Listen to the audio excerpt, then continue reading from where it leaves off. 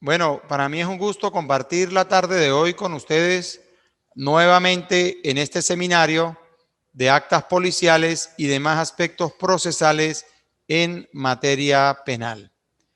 El día de hoy vamos a proceder a revisar lo que es la unidad 3, a cumplir los puntos temáticos de la unidad 3 y en ese sentido pues vamos a abordar temas como el acta de aprehensión en flagrancia o por orden judicial, el acta de inspección de lugares, el acta de registros nocturnos, el acta de inspección de persona, el acta de inspección de vehículos, las actas de allanamiento con orden judicial y sus excepciones que permiten el allanamiento sin orden judicial en base a las dos excepciones que dispone el artículo 196 del Código Orgánico Procesal Penal.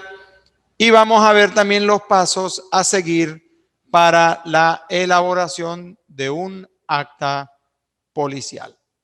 Esta unidad es muy importante para el presente seminario porque es precisamente en esta unidad donde vamos a pasearnos por cada una de las modalidades de las actas policiales posibles en el contexto de un procedimiento penal que tiene que ver desde la aprehensión en estricto estado de flagrancia de un sujeto o cualquier otro acto de investigación que se cumpla durante el desarrollo de la investigación y que tiene que estar documentado a través de un acta procedimental. Nosotros tenemos el tema de la aprehensión en flagrancia. Como bien se sabe, el artículo 373 del Código Orgánico Procesal Penal, por favor ténganlo a la mano, vamos a empezar a revisar y a trabajar con el código. El artículo 373 del Código Orgánico Procesal Penal nos establece el procedimiento para la aprehensión de personas en estricto estado de flagrancia. Dice el artículo 373. El aprehensor, dentro de las 12 horas siguientes a la detención, pondrá al aprehendido a la disposición del Ministerio Público, quien dentro de las 36 horas siguientes lo presentará ante el juez de control competente, a quien expondrá cómo se produjo la aprehensión y, según sea el caso, solicitará la aplicación del procedimiento ordinario o abreviado y la imposición de una medida de coerción personal o solicitará la libertad del aprehendido o aprendida en caso de que no existan fundamentos serios que permitan acreditar la aprehensión en flagrancia de esa persona. Y en este último caso, sin perjuicio del ejercicio de las acciones a que hubiere lugar. Hay casos en los que el policía practica la detención de una persona de manera infundada. Más allá de él pretender creer que hay un delito, a veces el funcionario comete el error de detener a una persona sin poder argumentar de manera seria el motivo de la detención en el acta policial. Y una vez que el fiscal tiene acceso a esa acta y es presentado ese detenido ante el juez de control de garantías, pues allí se verifica esa situación y en esos casos, pues el juez estaría obligado a desestimar la solicitud de calificación de flagrancia y a darle u otorgarle a esa persona detenida una libertad sin medida de coerción, pudiendo inclusive ordenarse el inicio de una investigación contra el funcionario quien ha detenido, quien ha practicado la detención de manera arbitraria. Entonces, fijémonos cómo esta es una modalidad de aprehensión.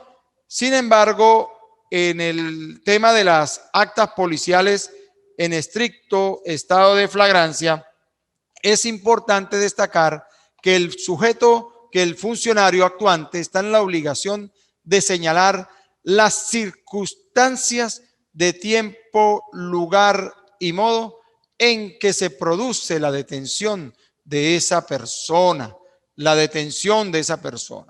Si es una persecución producto de un robo, que se ha producido en determinado sector de la ciudad, pues el funcionario deberá acreditar en el acta, cuyos requisitos iniciales están fijados en el artículo 153 del Código Orgánico Procesal Penal, deberá argumentar o fijar las circunstancias de tiempo, lugar y modo en que se ha producido su aprehensión. Entonces, yo más adelante, cuando estemos montados en el tema propio de las actas, en este módulo, es decir, minutos más adelante, les voy a explicar a través de un ejemplo cómo debe elaborarse un acta de aprehensión en estricto estado de flagrancia. También tenemos la aprehensión con base al artículo 236 del Código Orgánico Procesal Penal. Cuando un juez ordena la detención de una persona, pues el organismo policial, una vez que ubica a esa persona y la detiene, producto de la solicitud judicial que consta en el sistema de información policial o en fundamento de la copia que pueda tener el funcionario del auto en el que el juez dicta la privación judicial, pues esta persona, este funcionario, está también en la obligación de fijar en el acta las circunstancias de tiempo, lugar y modo de la aprehensión de ese sujeto. Les voy a poner un ejemplo en fundamento de lo que es un acta de aprehensión en estricto estado de flagrancia. Ejemplo, siendo aproximadamente las 3 horas de la tarde del día sábado 28 de febrero del año 2021, encontrándonos los funcionarios A, B, C y D, cumpliendo labores de patrullaje preventivo en las inmediaciones de la Séptima Avenida con esquina de calle 13 del centro de la ciudad de San Cristóbal, estado Táchira, observamos la presencia de un sujeto en actitud sospechosa, quien se encontraba sometiendo con amenaza, haciendo uso de un arma de fuego, a una dama en la esquina exactamente de Traqui.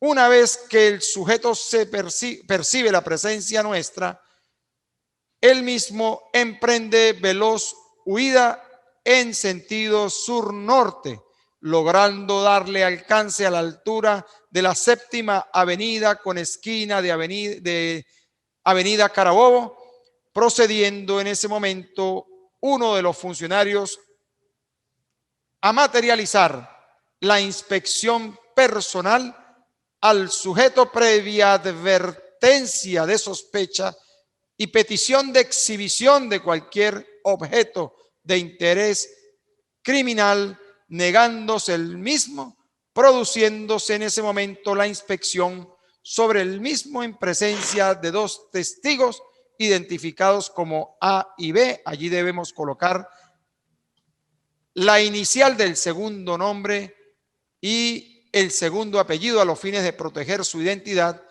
localizando en su poder exactamente a la altura de la pretina del pantalón, parte delantera, lado derecho, un arma de fuego tipo revólver, marca Smith Wesson, calibre 38, serial de orden X, así como un teléfono celular marca Samsung modelo X que tenía consigo en el bolsillo delantero izquierdo del pantalón que vestía, haciéndose presente a los pocos minutos una ciudadana quien manifestó ser la persona que momentos antes había sido despojada bajo amenaza con arma de fuego del teléfono celular, reconociendo el objeto como suyo, así como procediendo a señalar in situ a esta persona como el autor material del robo que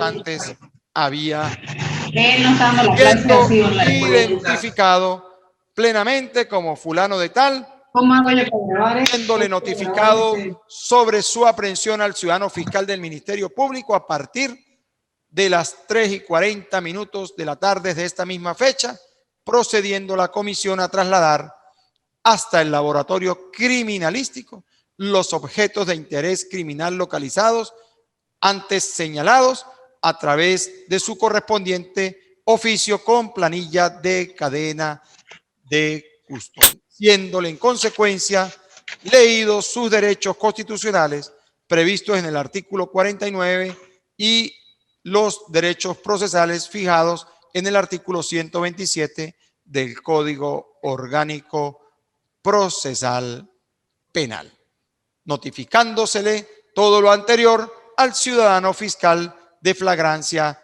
del Ministerio Público. Fijémonos cómo aquí nosotros señalamos las circunstancias de tiempo, lugar y modo del hecho criminal suscitado y de la aprehensión del sujeto activo del delito. Fijamos también el hallazgo de las evidencias de interés criminalística, la lectura de los derechos, el traslado de las evidencias al laboratorio para sus respectivas experticias, cumpliendo con los protocolos de la cadena de custodia. En fin, ejecutamos o realizamos un acta policial que permita fijar el procedimiento de aprehensión en estricto estado de flagrancia. Por favor, Dubis, Zapa, Tran, cierra el micrófono. Quienes tengan el micrófono abierto, por favor, procuren mantenerlo cerrado. Por favor, le agradezco. De igual modo, ocurren aquellos casos en los que la policía, cumpliendo labores en puntos de control dentro de determinada ciudad, identifica a algunas personas y logran verificar que una de ellas se encuentra solicitada. Allí el funcionario está en la obligación de levantar un acta policial fijando las circunstancias de tiempo, lugar y modo de la aprehensión de esa persona, justificando la misma en razón al requerimiento judicial que tiene y que está registrado o soportado en el sistema de información policial, que es lo que se conoce con el acrónimo de CIPOL. Entonces es importante que también tengan muy presente ello. ¿Qué requisitos debe contener toda acta?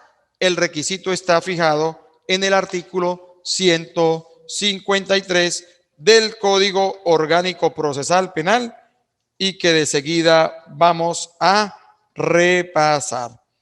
Toda acta debe ser fechada con indicación del lugar, año, mes, día y hora en que haya sido redactada, las personas que han intervenido y una relación sucinta de los actos realizados. Eso es una disposición general. Toda acta, sea de aprehensión en estricto estado de flagrancia, sea un acta de aprehensión por requerimiento judicial de captura, debe cumplir con unos requisitos básicos que los enuncia el artículo 153 del Código Orgánico Procesal Penal. Y el acta será suscrita solo por los funcionarios actuantes. No pueden suscribir el acta aquellos funcionarios que no han participado no han tenido ninguna actividad durante el procedimiento. Si hay un supervisor inmediato que ordena a la comisión X de la policía para que se traslade a un determinado lugar y en ese procedimiento materializan la aprehensión de alguien, bueno, ese supervisor, más allá de ser nombrado por los funcionarios actuantes, quienes colocarán cumpliendo instrucciones del oficial de día o del superior X, nos trasladamos en comisión hasta el sitio tal. Bueno, más allá de que va a ser mencionado, ese superior que da la orden de trasladarse de un lugar a otro o de la comisaría al lugar donde se está produciendo el hecho, no tiene por qué suscribir el acta policial porque él no está participando activamente en el procedimiento. Podría firmarlo siempre y cuando, más allá de dar la orden, él decida acompañar como un funcionario más a la comisión para la realización del correspondiente procedimiento. Ahora bien, la fecha es importante en el acta. Toda acta debe tener una fecha. pero la fecha la fecha del acta pudiera ser a lo mejor distinta a la fecha del procedimiento en un determinado momento. Como por ejemplo, si el procedimiento se realiza a las 11:30 de la noche del 28 de febrero, pues hay unas cosas ocupacionales, hay unos momentos ocupacionales del mismo procedimiento que impiden que la comisión pueda trasladarse en 20 minutos a la comisaría para iniciar la elaboración del acta. Lo más seguro es que luego de cumplir con determinados actos de investigación o ese conjunto de diligencias urgentes y necesarias que normalmente la policía cumple conforme al artículo 266 del Código Orgánico Procesal Penal, pues esos actos de esas diligencias urgentes y necesarias llevan un tiempo en el sitio y la comisión retorna a las 2 de la mañana del 1 de marzo y a partir de determinada hora, qué sé yo, 5 de la mañana de ese 1 de marzo, comienzan a elaborar el acta policial. Entonces, hay momentos en los que la fecha del acta va a ser distinta a la fecha del hecho por razones de hora, porque estamos en los límites de un día para pasar al otro día, en razón a las horas. Como también pudiese ocurrir que un evento o un hecho criminal tiene lugar a las 11 de la noche y el acta hay que hacerla al día siguiente, pero esa hora que va a llevar el acta obviamente va a ser inferior porque se trata de un nuevo día. Entonces sería, por ejemplo, un acta con horario, con una hora de elaboración de las 8 a.m. del día inmediatamente siguiente. Pero cuando ocurre un procedimiento en horas de la mañana o en horas de la tarde del 28 de febrero y se cumplen las diligencias urgentes y necesarias en el sitio y nos trasladamos a la comisaría a elaborar el acta policial, obviamente que esa acta, si el procedimiento se produjo a las 10 de la mañana, no puede tener como hora de elaboración del acta una hora inferior a las 10. Debe ser siempre una hora superior en la misma fecha en que se está produciendo el hecho, con relación también a la misma fecha en que se está redactando el acta policial. No sé si hay alguna duda hasta aquí, por favor, o está claro el tema.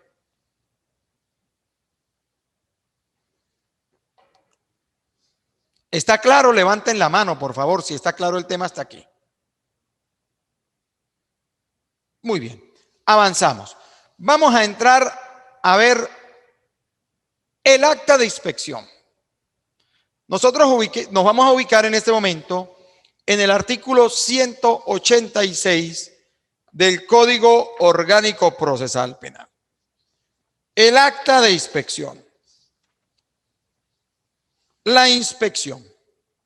La inspección puede darse como una diligencia urgente y necesaria en fundamento del artículo 266 del Código Orgánico Procesal Penal, como también puede darse en el marco de una investigación una vez que el fiscal ha ordenado el inicio de la investigación, como lo manda el artículo 282 del Código Orgánico Procesal Penal, encontrándonos ya en la fase preparatoria, también pudiera practicarse una inspección como acto de investigación.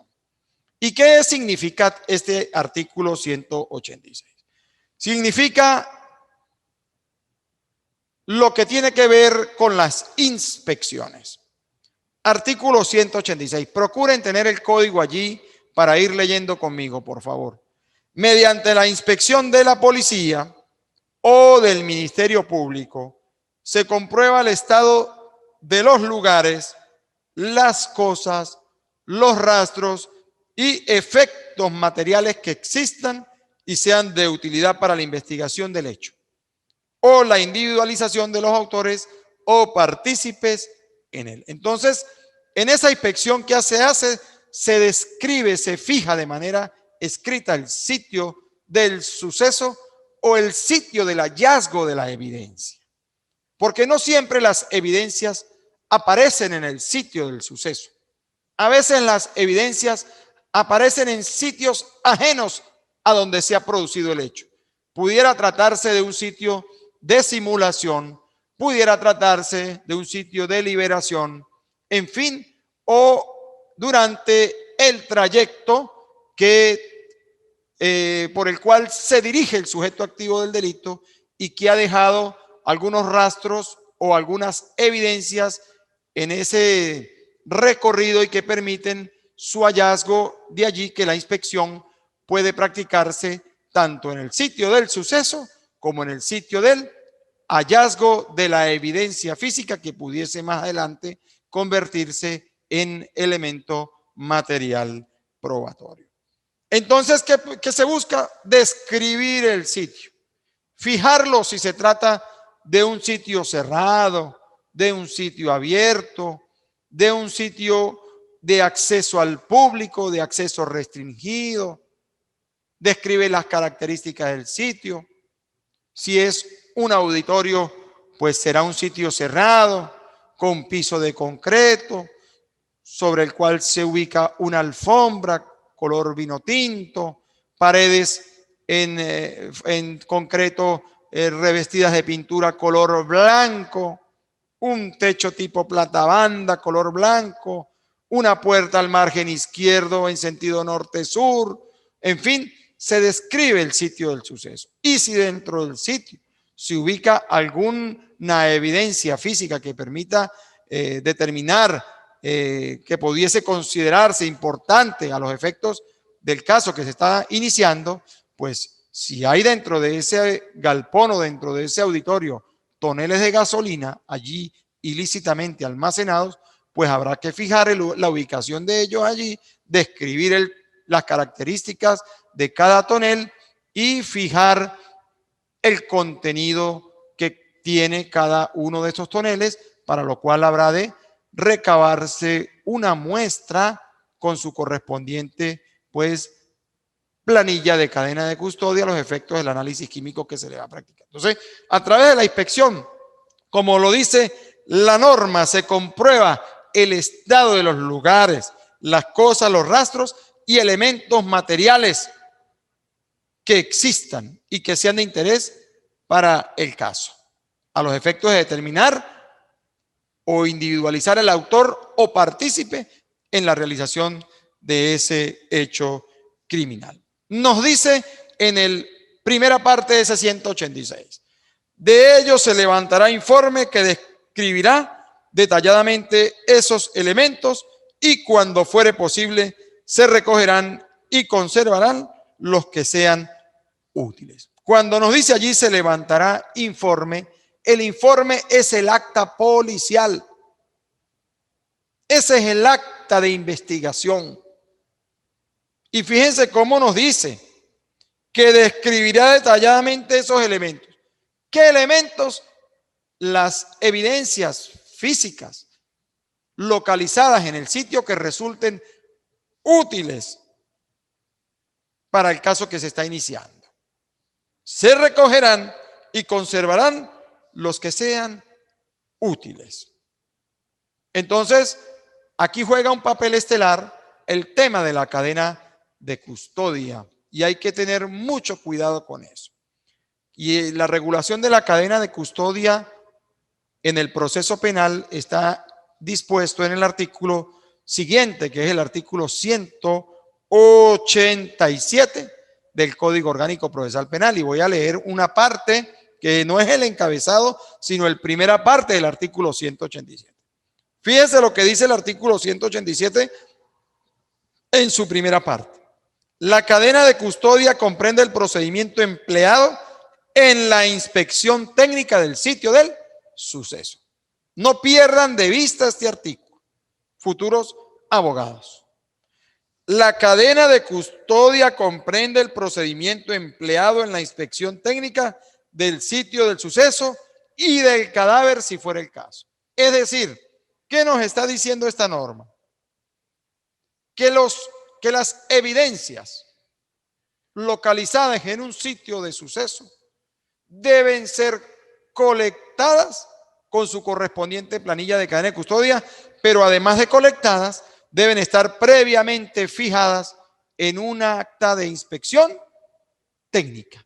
Es decir, si yo soy el fiscal del Ministerio Público y se ha producido un delito, llámese homicidio, y el funcionario investigador me presenta a mí una experticia de un arma blanca o de cualquier otro objeto que pudiera resultar útil a los efectos de la investigación, y yo no logro ubicar el origen de esa evidencia en una inspección, si él me dice que fue localizada en el sitio, debería estar descrita en la inspección técnica.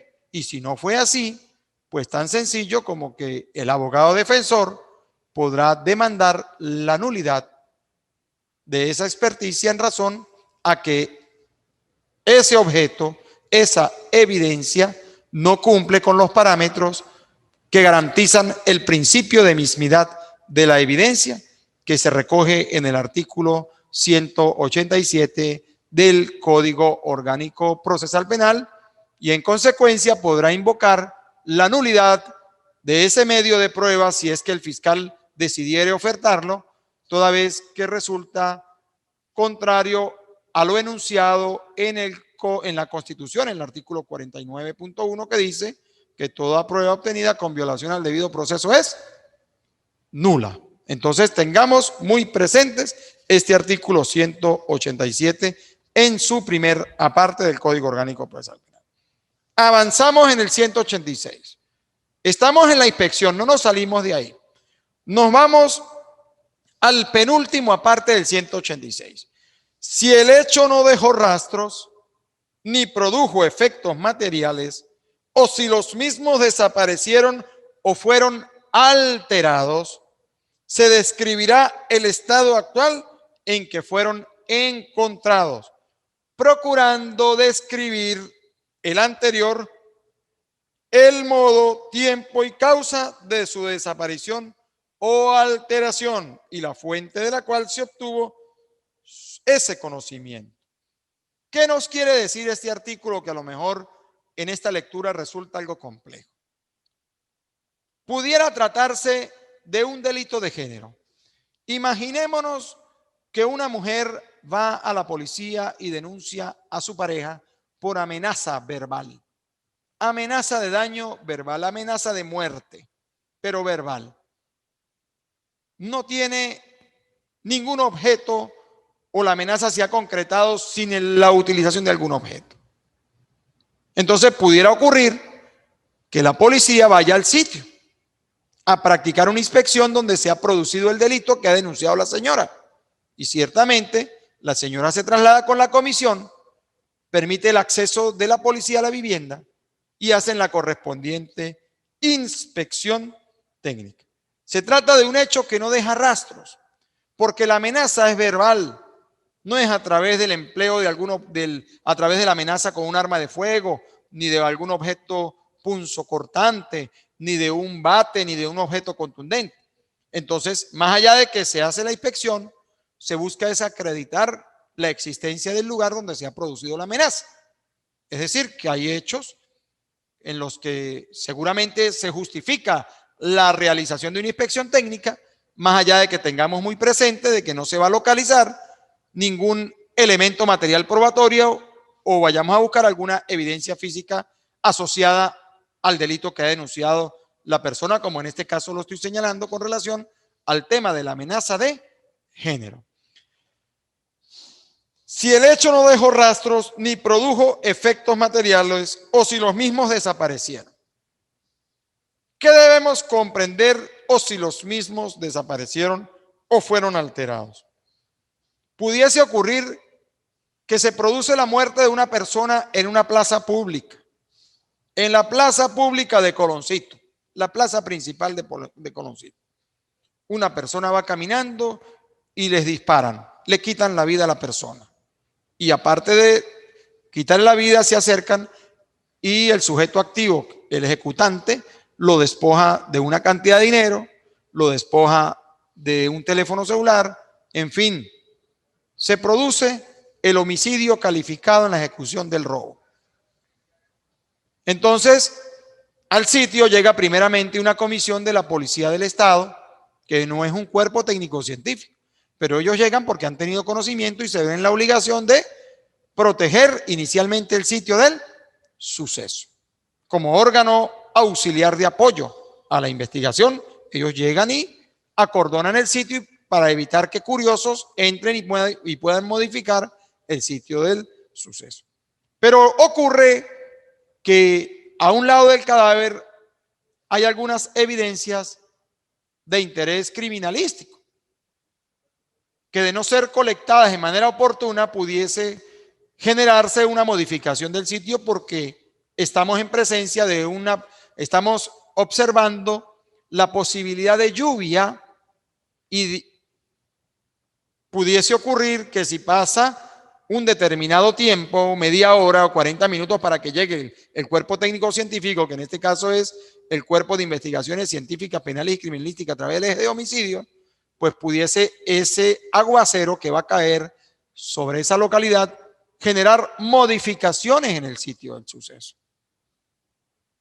De allí que el funcionario que está resguardando el sitio pudiera perfectamente acreditar el estado original del sitio a través de un video, a través de unas imágenes fotográficas, y procurar, previa orientación acorde, colectar algunas evidencias que estén allí antes de que el factor climatológico venga a destruirlas.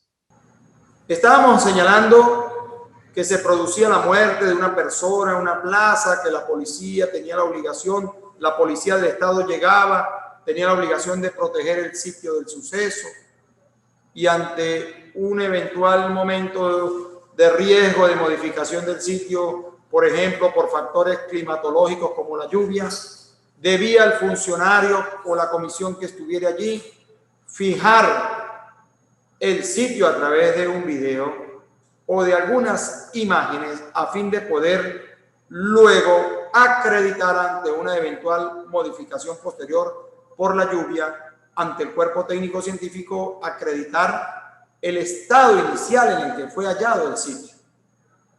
Y ya el equipo de técnica policial del Cuerpo de Investigaciones Científicas, Penales y Criminalísticas, que se encarga de hacer la inspección técnica del sitio del suceso, tendrá que justificar o describir en el acta de inspección el estado actual en el que fue hallado el sitio, por supuesto, pero también deberán señalar o procurar señalar el estado anterior a su arribo al sitio, y ellos lo podrán documentar a través del video o de las imágenes o de los dichos de los funcionarios que tenían en ese momento el resguardo del sitio del suceso, y podrán acreditar en esa inspección el motivo de la alteración de ese sitio producto de la lluvia, en caso de que ese fuese el motivo. Entonces, es importante tener muy en cuenta la relevancia de la inspección del sitio del suceso o la relevancia de la inspección del sitio del hallazgo de la evidencia o del elemento material probatorio. Entonces, a través de la inspección, como dije antes, tanto la policía como el Ministerio Público comprobarán el estado de los lugares públicos, ¿verdad? Las cosas, los rastros y efectos materiales que existan y sean de utilidad para la investigación del hecho o la individualización del autor o partícipe en el hecho criminal.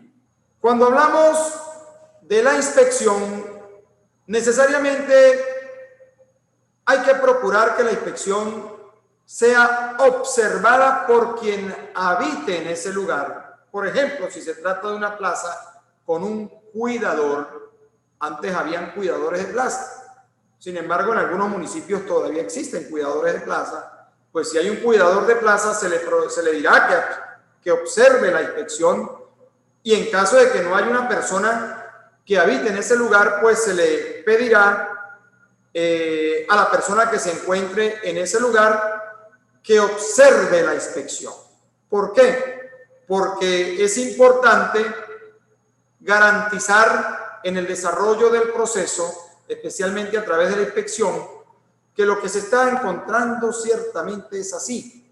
y resulta mejor acreditable con la presencia de alguien que pueda dar fe de que la actuación policial es la correcta. Es importante que tengamos muy en cuenta ello. Existe un manual para la colección, preservación y resguardo de evidencias físicas que yo más adelante se lo voy a explicar en otra unidad, pero siempre hay que tener muy presente que toda evidencia física localizada en un sitio de suceso o sitio de hallazgo de la evidencia debe ser colectada con los protocolos que ofrece el manual o las exigencias de cadena de custodia. Y eso tiene que ver con el artículo 187 del Código Orgánico Procesal Penal. Igual ese tema de la observación, de la fijación, de la colección, del embalaje, del etiquetamiento, del traslado y al laboratorio y del resguardo de las evidencias en las salas de resguardo de evidencia física de los cuerpos policiales. Este tema lo vamos a ver en una de las unidades últimas de este seminario de actas policiales. La inspección también está fijada en el artículo 41 del decreto o de la Ley Orgánica del Servicio de Policía de Investigación del Cuerpo de Investigaciones Científicas, Penales y Criminalísticas y el Servicio Nacional de Medicina y Ciencias Forenses. Allí está fijado el tema de las inspecciones, al igual que en el Código Orgánico Procesal Penal, en su artículo 186. Entramos a los registros nocturnos. Nos salimos de la inspección y nos incorporamos a los registros nocturnos. Los registros nocturnos están fijados en el artículo 190 del Código Orgánico Procesal Penal. Y se trata de los registros que se materializan en lugares cerrados, aunque sean de acceso al público.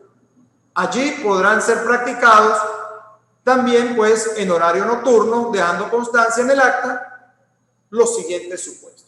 Por ejemplo, se va a producir un registro nocturno en una tasca o en una discoteca. Pudiese ser una tasca durante el día o pudiese ser una tasca también durante la noche, o una discoteca que comúnmente funciona es en horas de la noche. Se trata primero de lugares de acceso al público durante la noche. Entonces, ustedes saben que más allá del derecho de admisión que pueda tener determinado establecimiento sobre las personas que ingresan a ese centro nocturno, hay unas áreas de compartir comunes que son de acceso para todos. Llámese las pistas de baile, las barras de los centros nocturnos, las mesas aledañas a las barras. A esos lugares se puede ingresar sin orden judicial y ello ocurre normalmente en labores de profilaxis, donde la comisión entra al sitio, verifica la identidad de los presentes, observan que todo esté bien, pero pudiese ocurrir que dentro de esa visita uno de los funcionarios se percata que en una de las mesas hay una persona distribuyendo sustancias estupefacientes y psicotrópicas, y esa persona se levanta de esa mesa y sale en veloz carrera a las áreas cerradas de ese establecimiento nocturno, llámese oficinas o dependencias administrativas de ese centro nocturno, al cual no tienen acceso las personas comúnmente, sino sus simples dueños, empleados o administradores.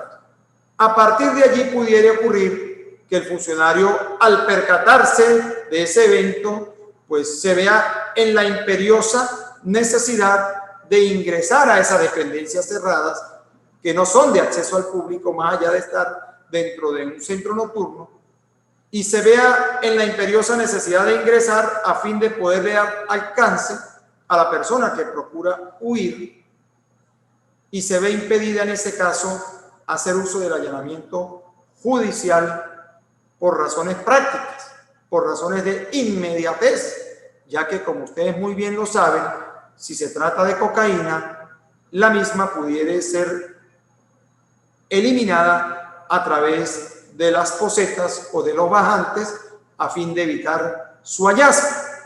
En razón de ello, el funcionario ingresa haciendo uso de una de las excepciones que nos ofrece el artículo 196 del Código Orgánico Procesal Penal, que dice: se exceptúan de las disposiciones legales, se exceptúan de lo dispuesto en los casos siguientes: ingresar a un sitio sin la orden judicial de allanamiento para impedir la perpetración o continuidad de un delito.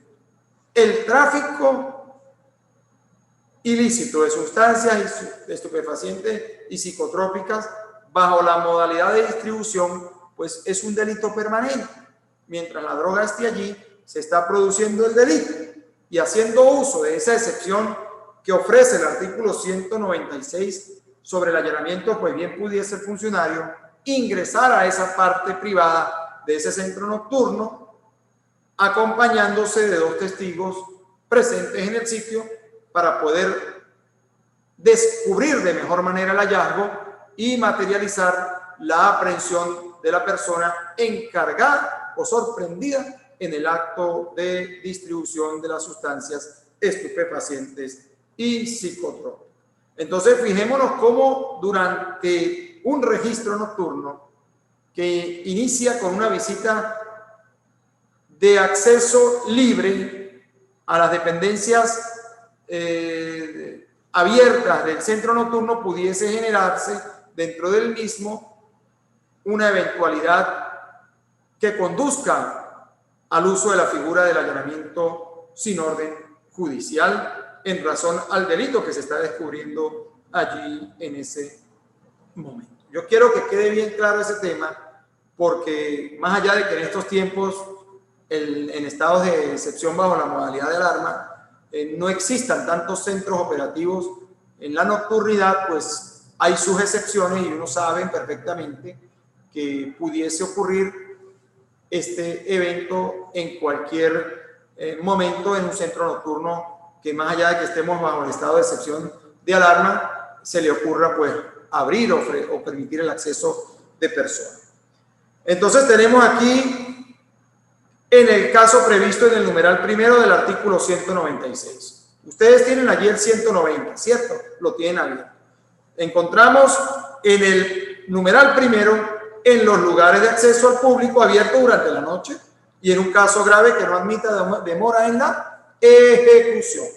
Y en el caso previsto en el numeral primero del artículo 196 del Código Orgánico Procesal Penal, que es el caso que les estoy explicando en este preciso momento.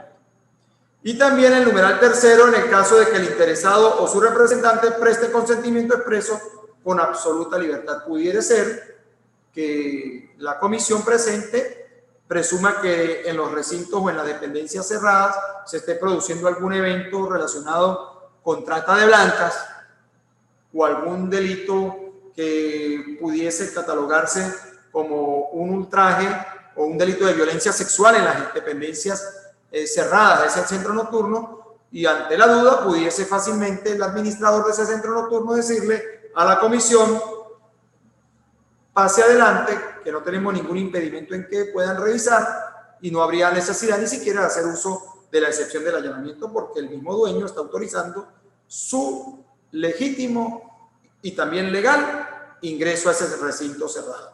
Y la cuarta tiene que ver por orden escrita del juez. Aquí ya estamos en presencia de una orden de allanamiento que ha sido emitida por un tribunal de control, con el cual pues se autoriza el registro e incautación de algunos elementos, materiales probatorios, de algunos objetos que están ya previamente señalados en el acta del allanamiento, o cualquier otro objeto que en el marco de un allanamiento que se esté cumpliendo, bien sea para localizar armas, pudiese encontrarse otro elemento de interés criminalístico distinto, como lo pudiese ser la droga. Entonces, en esos casos ya entiende uno que hay una investigación previa, y al existir una investigación previa, el organismo actuante ha pedido una solicitud de allanamiento y el tribunal de control ha autorizado el allanamiento de ese inmueble y por eso es que se presenta a la comisión con la correspondiente autorización judicial. Tenemos entonces dos temas: la inspección de lugares y el registro nocturno. Artículo 186 hemos visto, el 186 del COP, hemos visto parte del 187 sobre el primera parte que tiene que ver con la cadena de custodia y el origen de las evidencias por relación a la inspección técnica, y nos hemos paseado ahorita por el artículo 190 que tiene que ver con los registros nocturnos. La inspección de personas está fijado en el artículo 191 del Código Orgánico Procesal Penal. El artículo 191 del Código Orgánico Procesal Penal dice: la policía podrá inspeccionar a una persona siempre que haya motivo suficiente para presumir que oculta objetos relacionados con un hecho punible, entre dos puntos: sus ropas, sus pertenencias o adheridos a su cuerpo. Cuando hablamos de sus ropas, ¿a qué se refiere? Al pantalón, a la camisa, a la chaqueta, a eso se refiere. Sus pertenencias pudiese ser un morral que lleva sobre sí, una maleta, una bolsa, a eso se refiere sus pertenencias. O adheridos a su cuerpo, aquellas personas que embalan sobre su cuerpo alguna droga o algún cobre o algún material que ha sido considerado como estratégico a los efectos de poder traficarlo. Entonces van adheridos con cinta adhesiva. ¿Qué ocurre con la inspección de personas? Yo quiero que presten atención con este tema porque es un aspecto propio del debido proceso. Antes de proceder a la inspección, los funcionarios o el funcionario policial siempre está en la obligación, porque el código lo maneja como un imperativo, no como un facultativo. Antes de proceder a la inspección, deberá el funcionario advertir acerca de la sospecha y del objeto buscado, pidiéndole su exhibición. Es decir, el funcionario tiene que decirle al sujeto que va a inspeccionar la sospecha que tiene de que pudiese llevar algo ilegal y exigirle la exhibición. Si el sujeto dice no tener nada ilegal y se niega a exhibir porque no tiene nada que exhibir, pues allí el funcionario policial procederá a realizar la inspección personal sobre esta persona. Así lo manda el Código Orgánico Procesal Penal. Pero dice el código, en este caso, dice el Código Orgánico Procesal Penal, la policía procurará, si las circunstancias lo permiten, hacerse acompañar de dos testigos. ¿Qué nos indica este artículo? Nos indica dos cosas sumamente importantes. La primera es que con ustedes como abogados o como futuros abogados, cuando vayan a revisar un acta de inspección de personas o vayan a revisar un acta de aprehensión por flagrancia en razón al hallazgo de algo ilegal en poder de una persona que ha sido objeto de inspección personal, ustedes tienen que revisar si el funcionario cumplió con la advertencia previa de sospecha y la petición de exhibición.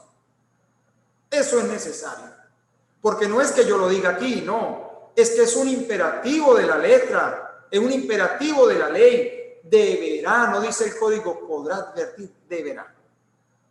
Y si no hay testigos en esa inspección, por los motivos que fueren, bien sea porque se trata de una hora bien tardía en razón a la nocturnidad, o a lo desolado del lugar durante el día, o por tratarse de una zona altamente peligrosa, como pudiese ser en los límites de la frontera con Colombia, no por estigmatizar a las poblaciones, pero a modo de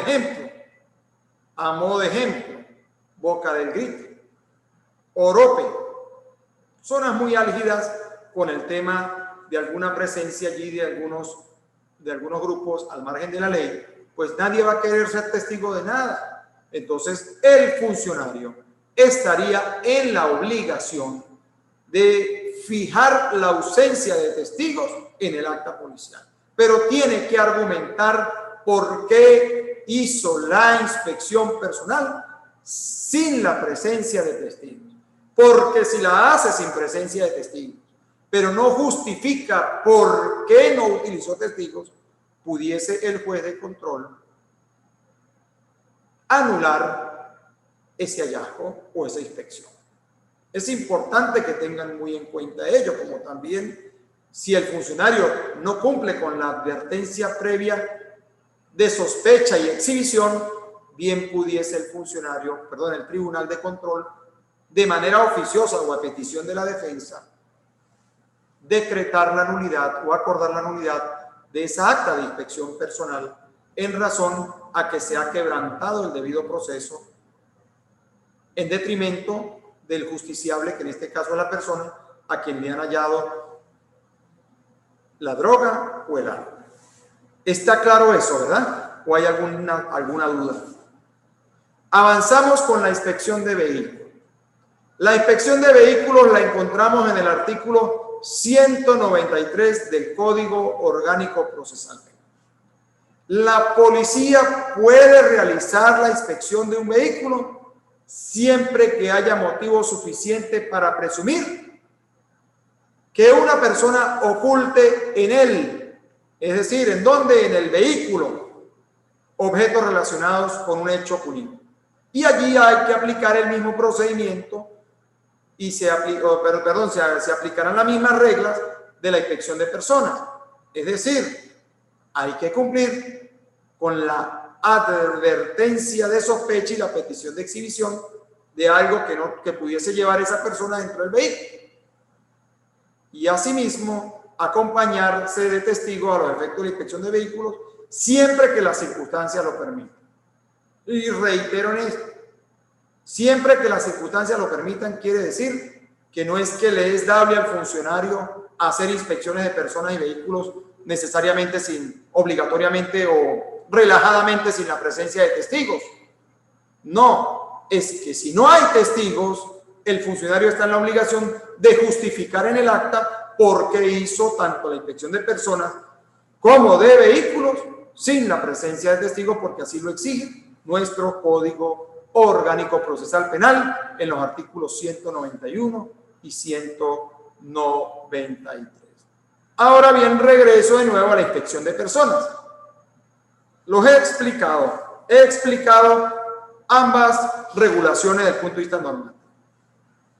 Ustedes a diario ven en las calles puntos de control policial. Pudiese ser que una persona pase por una determinada calle de la ciudad y sea intervenida por la policía que sea la nacional, la estatal, la municipal, el 6CPC, y pongan a la persona contra la pared y le practiquen su inspección. Bueno, ustedes que tienen familia y que están estudiando leyes y muchos ya son abogados, es bueno que ustedes sepan, como se los dije antes, que lo primero que tiene que hacer la policía antes de practicar la inspección de una persona es advertirle la sospecha de lo que pudiese tener esa persona. Joven, a la derecha, sospecho que puedas tener algo de procedencia ilegal. Si lo tiene, por favor, exhíbalo. Lo pongo contra la pared, le practico su inspección en presencia de 2 testigos. Si no hay testigos y practico la inspección, debo justificar en el acta policial, en el acta procedimental, el por qué practiqué la inspección sin presencia de testigos. Ahora bien, si son 3 funcionarios los que están actuando, uno de los 3 tiene que practicar la inspección. Y el que practica la inspección debe ser del mismo género de la persona a inspeccionar. Es decir, si es un hombre, un masculino, la inspección debe cumplirla un masculino, y si es una femenina, la inspección debe cumplirlo una femenina en fundamento del artículo 192 del Código Orgánico Procesal Penal.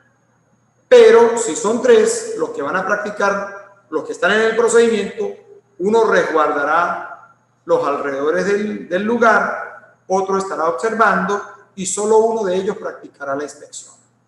Y en el acta de inspección, si el hallazgo sale positivo y se encuentra un arma de fuego en la media del pantalón, de la media derecha que vestía el sujeto, ¿verdad?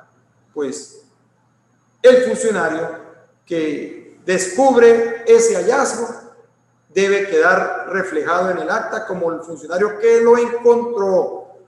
El que practicó la inspección fue uno solo, más allá de que los tres aparezcan en el acta procedimental, cumpliendo labores de patrullaje preventivo en las inmediaciones de X sector.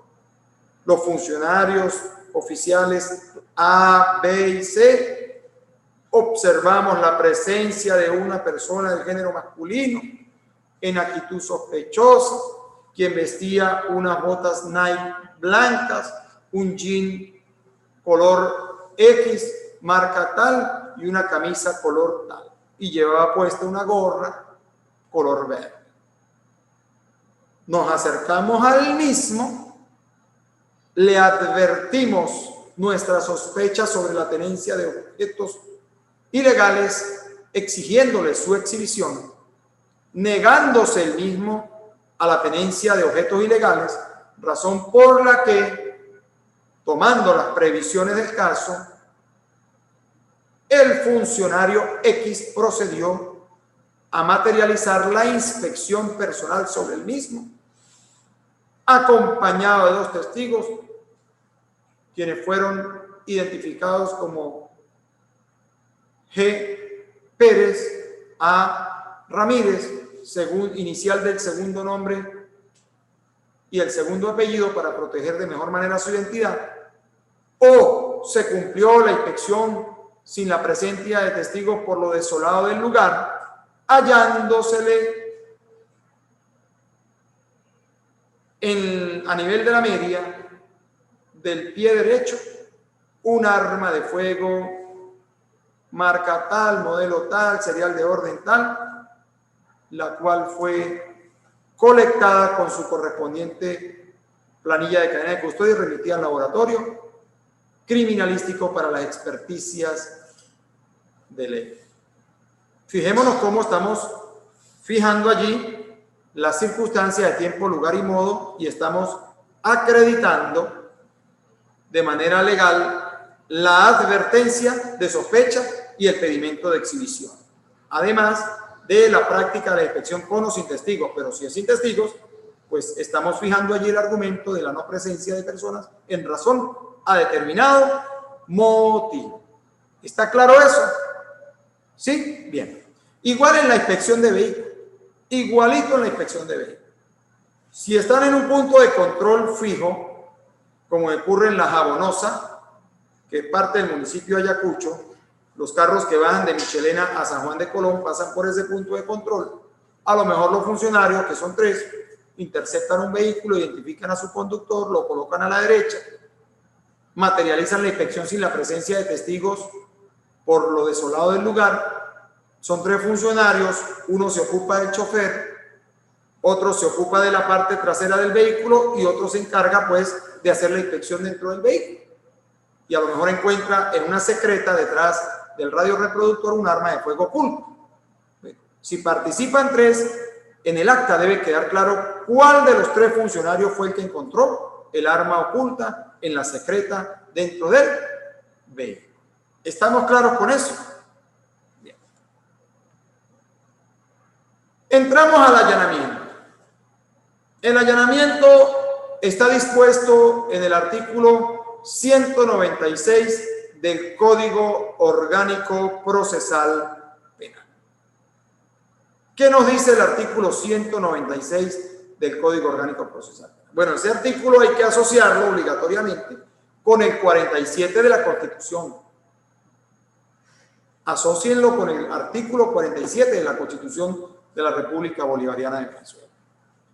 Y el artículo 196 nos dice que se requerirá orden de un juez de control cuando el registro se deba practicar, ¿dónde? En una morada, en un establecimiento comercial, en dependencias cerradas o en un recinto habitado. Una morada puede ser un sitio cerrado donde yo pueda pernoctar una noche. Un establecimiento comercial, cualquier sitio donde funcione una empresa. Las dependencias cerradas puede ser un galpón.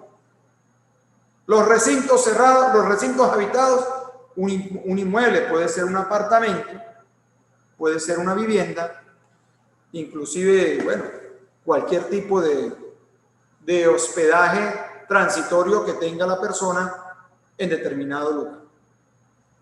¿Qué ocurre allí? Dice el 196, cuando el registro se deba practicar en una morada, oficinas públicas, establecimiento comercial, en sus dependencias cerradas o en recinto habitado, se requerirá la orden escrita del juez o jueza. El órgano de policía de investigaciones penales, en caso de necesidad y urgencia, podrá solicitar directamente al juez de control la respectiva orden, previa autorización por cualquier medio del Ministerio Público que deberá constar en la solicitud. Aquí hay que hacer un paréntesis, porque esta primera parte del 196 habilita al órgano policial a poder requerir directamente ante el juez de control, por razones de necesidad y urgencia, una orden de allanamiento sin que el fiscal del Ministerio Público haga la petición directamente al juez. Pero aquí el funcionario debe acreditar, en este caso, la autorización que le ha dado el fiscal del Ministerio Público. Por ejemplo, estamos en la localidad de Pregonero, que está sumamente distante de la ciudad de San Cristóbal, y allí una comisión de funcionarios en labores de patrullaje ha observado la presunta ocurrencia de un hecho en un determinado lugar, en un galpón de ese sector.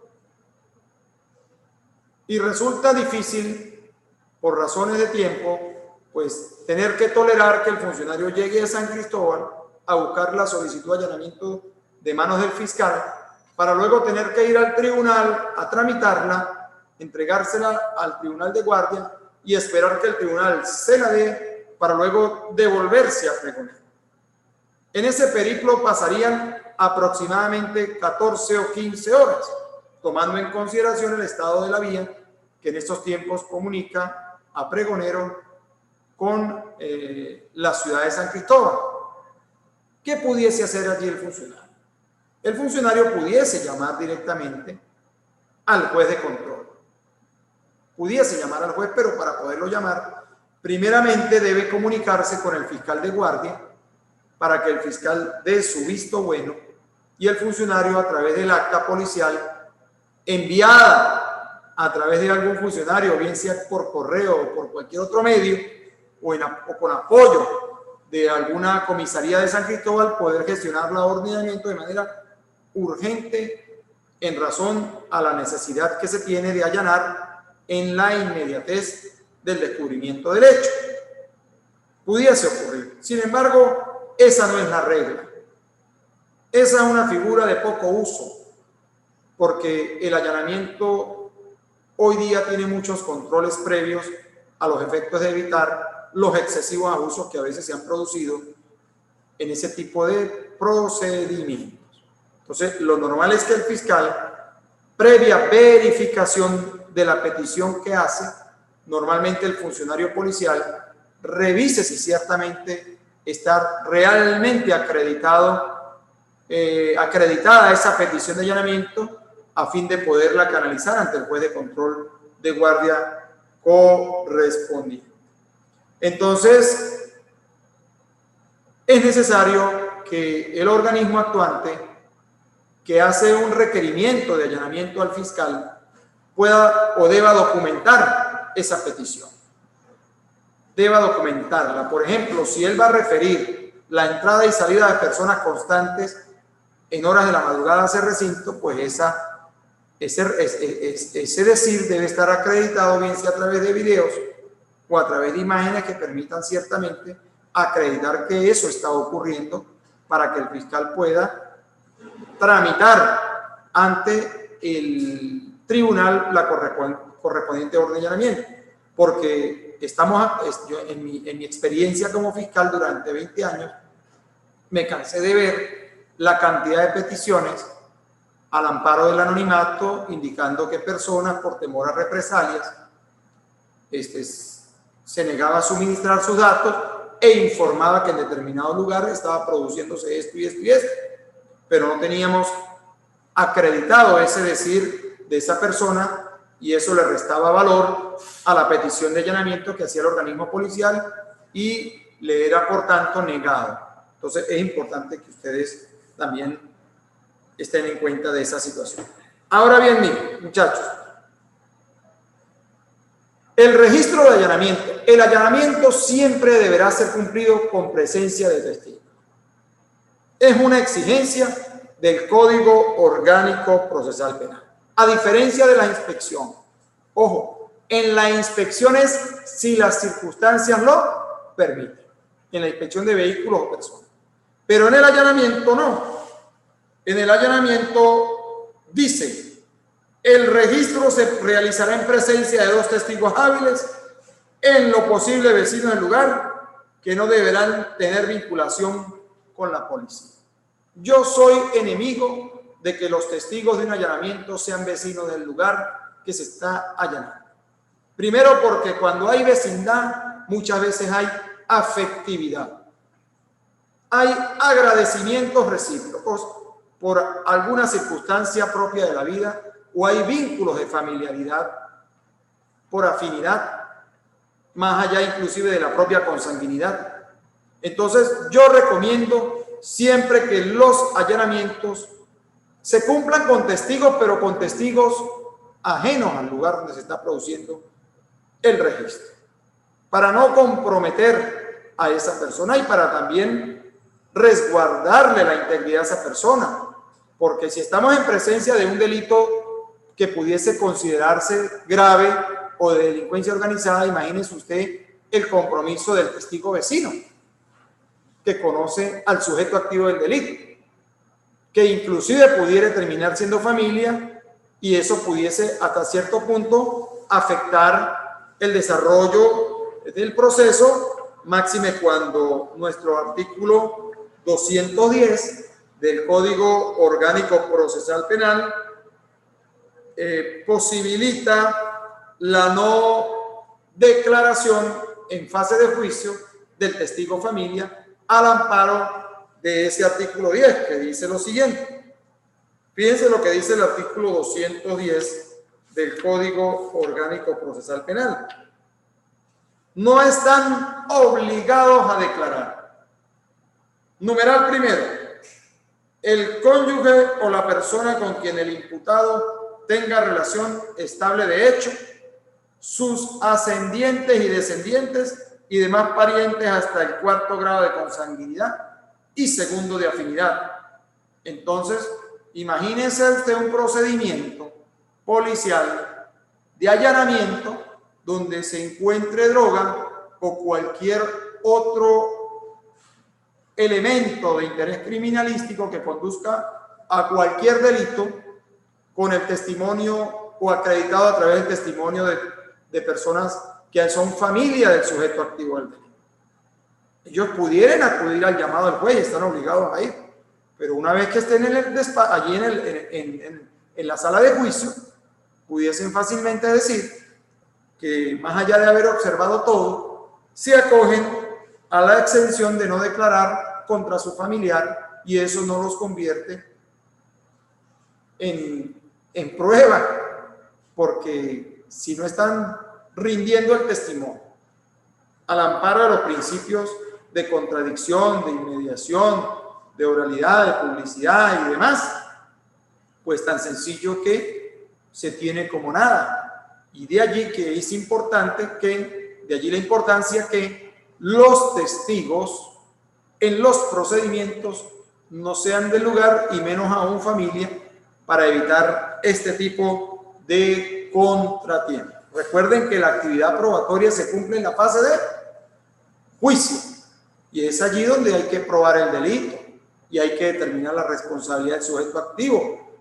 El imputado está amparado por la presunción de inocencia y la única etapa procesal, más allá de que exista la figura del procedimiento por admisión de los hechos que se cumple no en el desarrollo del propio juicio, sino en la audiencia preliminar o en la fase de juicio antes de la apertura del debate, el sitio donde se practican las pruebas o la etapa del proceso donde se practican las pruebas es en el juicio oral y público, y allí es donde el juez valora el dicho de los testigos.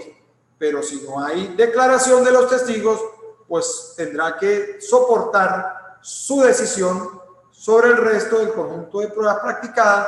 Entiéndase aquí el testimonio de los funcionarios siempre y cuando estos concurran al juicio, porque si el tiempo pasa, como ocurre algunas veces, 2 o 3 años para la apertura de un juicio, pues a lo mejor los funcionarios ya no están, o uno se fue para otro país, o el otro renunció y se desconoce su lugar de origen, su lugar de ubicación, y los testigos que están para el caso son familia. Entonces imagínese usted un proceso penal sin la presencia de funcionarios policiales, porque se han ido, y sin el relato de los testigos familia. Entonces es muy importante tener en cuenta ello. También es relevante señalar que la ausencia de testigos conduce a la nulidad del acto de allanamiento. No puede darse un allanamiento sin la presencia de testigos.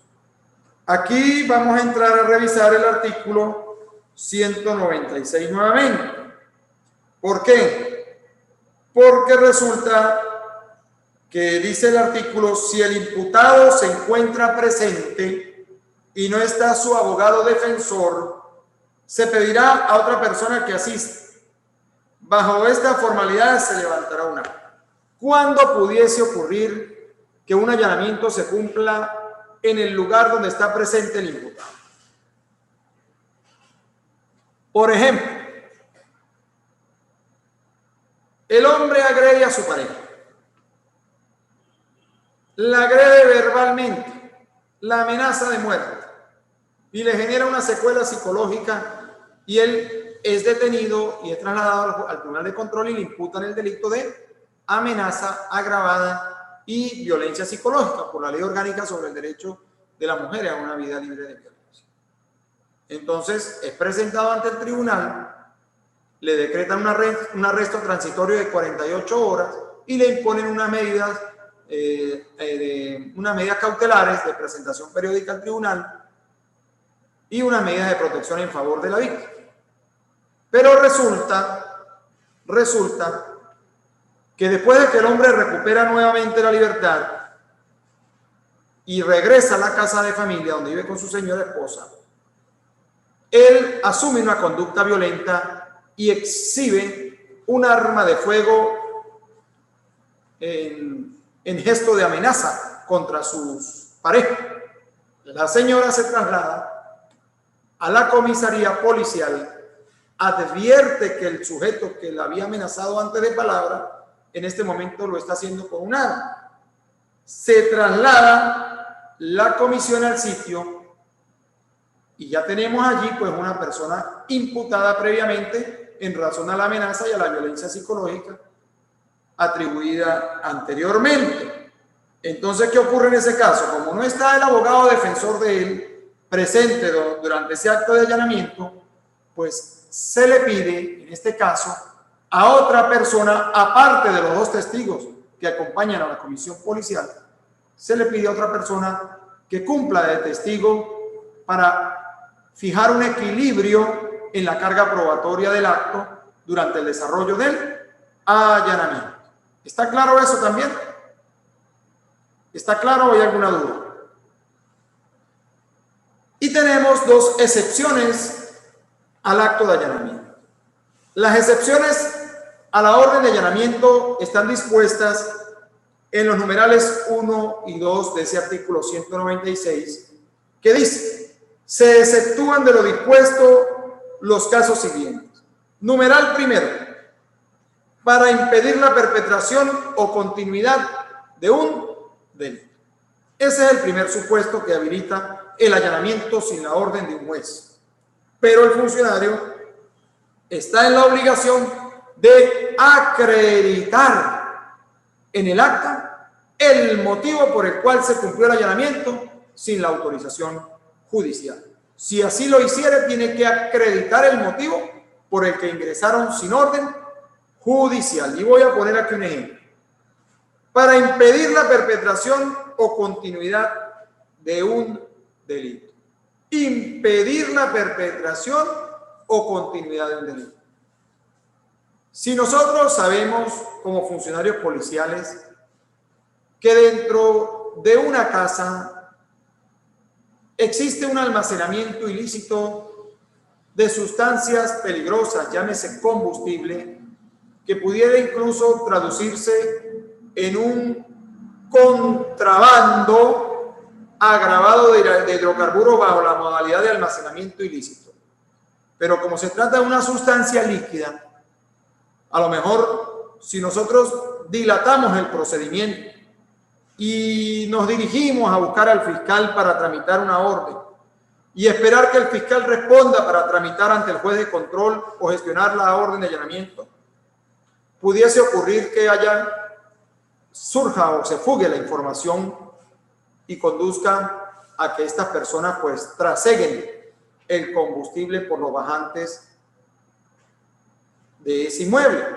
Entonces, allí perfectamente, como se sabe que la tenencia ilícita de sustancias inflamables constituye un delito previsto en la ley sobre el delito de contrabando, como lo es el contrabando agravado de hidrocarburos bajo la modalidad de tenencia ilícita o de almacenamiento, pues es un delito permanente, porque mientras esté el combustible allí, se está cometiendo el delito. Pudiese fácilmente la comisión ingresar en compañía de 2 testigos e invocar en el proceder durante la elaboración del acta que el ingreso tuvo lugar en fundamento de la primera excepción contenida en el artículo 196 del Código Orgánico Procesal Penal para impedir la continuidad de un delito.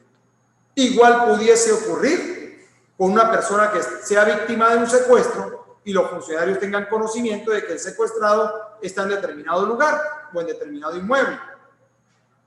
En esas circunstancias, mientras el secuestrado esté en poder de sus captores en ese inmueble, pues se tiene que el delito está materializándose, se está produciendo, de allí su continuidad, y bien pudiese también la comisión policial ingresar sin la orden judicial a los efectos de materializar la aprehensión de los sujetos activos del delito, pero como dije antes, debe estar suficientemente acreditado el motivo del ingreso en alguna de estas excepciones previstas en los numerales 1 y 2 del artículo 196 del Código Orgánico Procesal Penal, que habilitan el allanamiento sin orden judicial.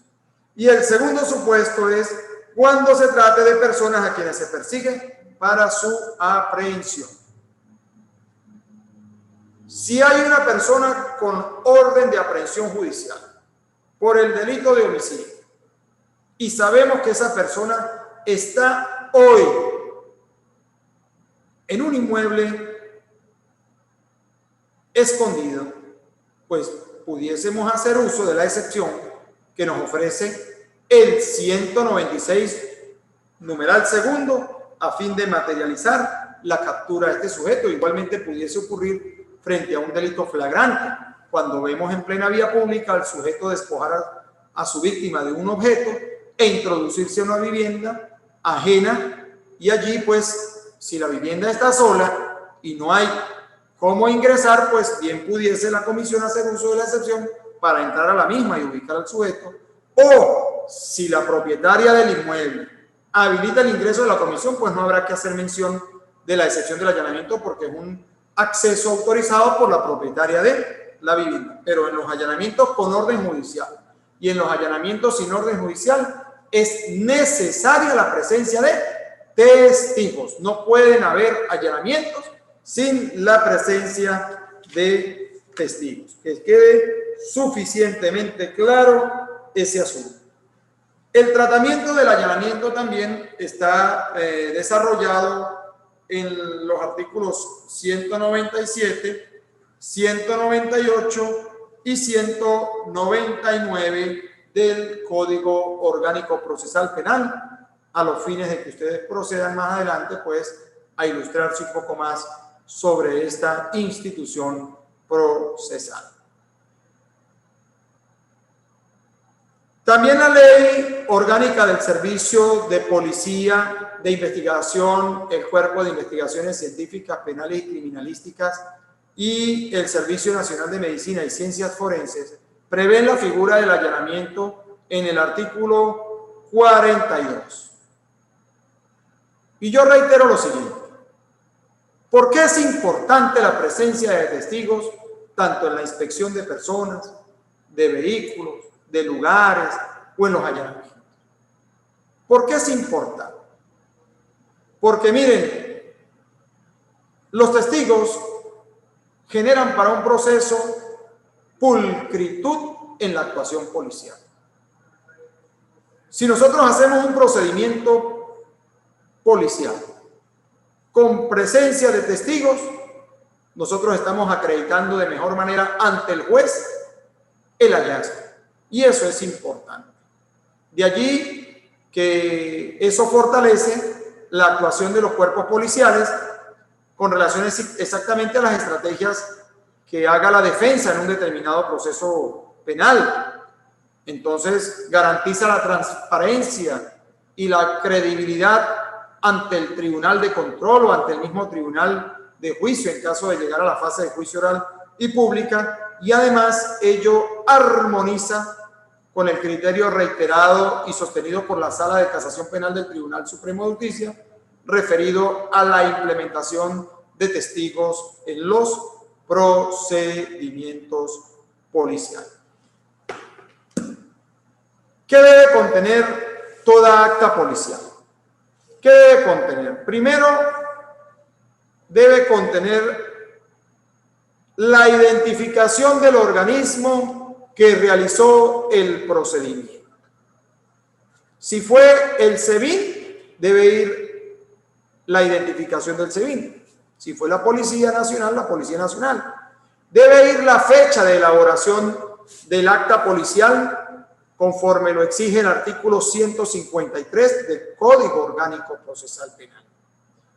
Y debe coincidir con la fecha del procedimiento o de la diligencia de investigación. Eso lo expliqué. La única posibilidad de distinción de la fecha del procedimiento con la fecha de elaboración del acta es que el procedimiento tenga lugar a una hora cercana a la medianoche y el funcionario tenga que iniciar el acta, la elaboración del acta al día siguiente. Debe fijarse en el acta de manera muy clara, identificarse el acto realizado. Si es un allanamiento, hay que señalar el allanamiento, con orden o sin orden judicial. Si es una inspección de personas, hay que identificar el acto. Si es de vehículo, inspección de vehículo. Si es un registro nocturno, hay que identificar el acto realizado en el acta policial. Identificación completa de los funcionarios actuantes. Deben incluir, si están cumpliendo las labores de patrullaje u operativas a bordo de una unidad policial, deben incluir el número de placa y de la unidad radiopatrullera. Deben fundamentar el carácter legal con el que actúan bajo juramento. Y esos artículos son el artículo 113 y el 115 del Código Orgánico Procesal Penal. Un ejemplo de encabezamiento de acta policial. No entremos en los contenidos que ya hemos visto, pero sí un encabezamiento. Ejemplo, el día de hoy, 28 de febrero del año 2021, siendo aproximadamente las 11 horas de la mañana, compareció ante este despacho el funcionario Pedro Pérez, adscrito al Cuerpo de Investigaciones Científicas, Penales y Criminalísticas, Subdelegación San Cristóbal, quien, estando debidamente juramentado y de conformidad con lo dispuesto en los artículos 113, 115 y 153 del Código Orgánico Procesal Penal, pasa a dejar constancia de la siguiente diligencia policial. Siendo aproximadamente las 9 horas de la mañana del día de hoy, 28 de febrero del año 2021, encontrándome en labores de patrullaje preventivo a bordo de la unidad policial marca tal, modelo tal, en compañía de los funcionarios y de ahí en adelante fijar las circunstancias de tiempo, lugar y modo que fueron explicadas anteriormente, pero es importante que el acta tenga un buen encabezado, un buen encabezamiento. ¿Para qué? Para facilitar de mejor manera el relato que los funcionarios plasman durante la actuación policial que cumplan, dependiendo del tipo de procedimiento que se trata. Hay unos documentos que acompañan al acta policial siempre.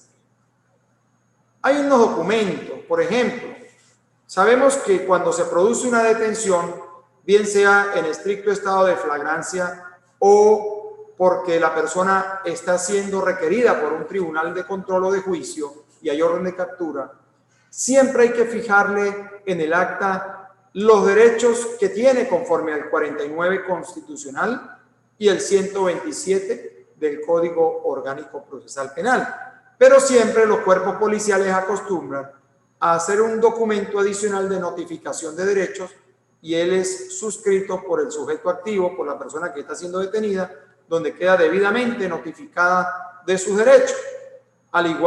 Igual ocurre cuando se produce la detención de un adolescente, entiendas aquí, más de 14, menos de 18, cuyo artículo sería el 654 de la Ley Orgánica para la Protección del Niño, Niña y del Adolescente. También se acompañan las planillas de cadena de custodia que exige el artículo 187 del Código Orgánico Procesal Penal, los datos filiatorios tanto de la víctima como de los testigos, procurando siempre la protección de los mismos en fundamento del artículo 23 del Código Orgánico Procesal Penal. Aquí lo que hace uno, y es lo que yo recomiendo, es, si hay testigos o víctimas, hacer uso del 23 del Código Orgánico Procesal Penal, colocando la inicial del segundo nombre y el segundo apellido, reservándose la identificación plena a través de un documento que se anexa en sobre cerrado. Y aquí ustedes podrían preguntarme, bueno, pero ¿y cómo para qué existe la Ley de Protección de Víctimas, Testigos y demás sujetos procesales? Esa ley ciertamente está vigente en Venezuela desde octubre del año 2006. Es una ley que protege la identidad, que protege a la víctima, al testigo y al sujeto procesal. Pero tratándose de la víctima y los testigos, a veces los funcionarios hacen uso errado del artículo 23 de esa ley cuando ocultan la identidad de estas fuentes de prueba humana, llámese víctima o testigo, amparándose en el artículo 23 de la Ley de Protección de Víctimas, Testigos y demás sujetos procesales, y es que esta figura no resulta manejable así. Cuando tú quieres codificar la identidad de una víctima o un testigo, hay que pedirle autorización al juez de control para ello, y eso debe hacerse antes de que la persona sea identificada de los actos iniciales del proceso, porque si ya está señalada en un acta previa, no tiene sentido que en el desarrollo de la investigación, luego a mitad de camino, pidamos la protección cuando va a ser imposible cubrir sus datos ya en aquellas actuaciones en las que ha sido identificada con su nombre y apellido. De allí que yo sugiero hacer uso del artículo 23, y es así toda vez que en Venezuela esa figura del artículo 23 de la Ley de Protección de Víctimas, Testigos y demás sujetos procesales, que habilita el ocultamiento de la identidad y rostro de un testigo o de una víctima, colide con el acceso a la prueba establecido en el artículo 49, numeral primero de la Constitución, y colide también con el anonimato prohibido en las expresiones humanas fijado en el artículo 57 también de la Constitución. Bueno, hasta aquí hemos revisado lo que son las modalidades de actas policiales. Recuerden que los derechos del imputado, más allá de estar enunciados constitucionalmente en el artículo 49, tengan muy presente siempre el artículo 127 del Código Orgánico Procesal Penal. Estamos próximos a concluir. Voy a revisar a ver si hay alguna pregunta que hayan fijado en la clase de hoy. Dice aquí, vamos a ver, vamos a ver, estamos aquí ubicando. Dale adelante. Ajá. Buenas tardes. ¿Quién pregunta allí? Carlos, perdón. Buenas tardes para todos. En este momento nos atañe en lo referido a la inspección, específicamente el artículo 192 en cuanto al procedimiento especial. Han ocurrido los casos que la persona detenida, aunque sea femenina y revisada por un funcionario del mismo género, del mismo sexo, ¿qué sucede con el acta si la persona, bueno, ahí hay violación del debido proceso?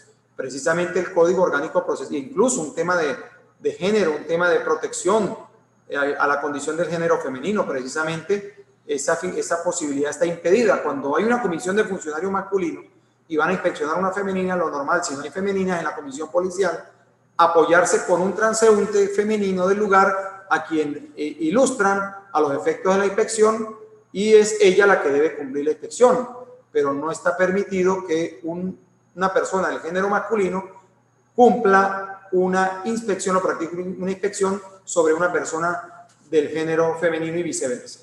Buenas tardes, profesor, soy Caterina. Es verdad que cuando a uno en una alcabala, un funcionario de la policía solicita la cédula, esta no se debe entregar, el funcionario solo debe observarla. Es lo normal. Lo ideal es que uno no entregue el documento de identidad, y más en estos tiempos de pandemia, donde el contagio se puede producir a través de esa manipulación del documento de identidad. Ahora bien, si el funcionario percibe del documento que le está siendo exhibido que hay un signo o hay un indicio de falsedad en el soporte del documento, pues en esas circunstancias pudiese fácilmente el funcionario, con apoyo de dos testigos, a través de la inspección personal, proceder a retener el documento de identidad. Haider Gómez, en caso de detención de una persona en puesto de control de una vía integrado por guardias nacionales que abusan en la inspección de un vehículo a tal punto de casi desarmarlo, sin indicar causa, levantar acta o emplear testigos, ¿qué hacer en este caso? Sobre todo porque los militares no se rigen por la normativa del COP. Ante esas circunstancias, ustedes deben exigir la presencia de testigos. Yo he observado ello en algunos puntos de control, donde el funcionario pasa el vehículo a la fosa y procede prácticamente a desarmarlo. Es necesaria la presencia de testigos y hay que hacérselo saber al funcionario. El artículo 193 así lo exige. A veces ubica a los testigos después del hallazgo, después de que encuentran la droga o encuentran el arma, proceden a ubicar a los testigos para que den fe del hallazgo, pero realmente ellos no han percibido el acto de inspección. Es necesario en ese caso apoyarse con el 0800 FISCA 00, porque a través del mismo ustedes podrán ubicar al fiscal del Ministerio Público de Guardia y alertar lo que en ese momento se está produciendo. Bueno, por el día de hoy hemos concluido. Espero les haya gustado la actividad académica del día de hoy. La clase va a quedar igualmente acreditada en el aula para aquellas personas que no pudieron estar presentes. Sigo a la disposición de ustedes, sigo a la orden de ustedes durante esta semana. Procuren cumplir con las actividades. Ayer estuve revisando el aula y observé que faltaban muchos por cumplir. No dejemos acumular las actividades. Yo sé que hay momentos en los que el servicio de energía eléctrica a lo mejor puede generar ese tipo de situaciones, pero saquemos el tiempo que a veces no tenemos para tratar de cumplir con las actividades que se fijan en el aula. Esta semana, a partir del martes, podrán apreciar la tercera actividad que será colgada en el módulo 3 del seminario de actas policiales y demás aspectos procesales en materia penal.